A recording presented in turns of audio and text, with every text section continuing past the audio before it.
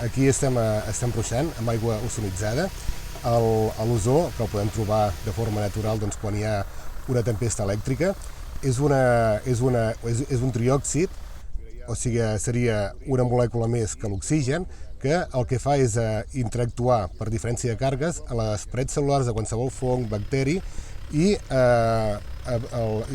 l'oxida i el fulmina. Amb l'ajuda de l'ozó, el que fem és deixem d'aplicar qualsevol altre tipus de producte, sigui o no ecològic, com podria ser el sofre, el caldo bordalès, que és el coure, que realment al final són metalls pesants, són productes tot i que estan autoritzats per l'agricultura ecològica, podrien arribar a deixar residus, i amb l'ajuda de l'ozó deixem d'aplicar qualsevol tipus de producte.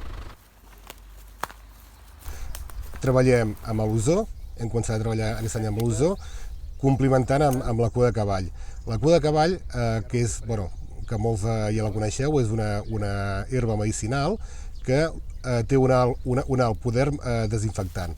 Aleshores, serveix com a preventiu també de les mateixes malalties.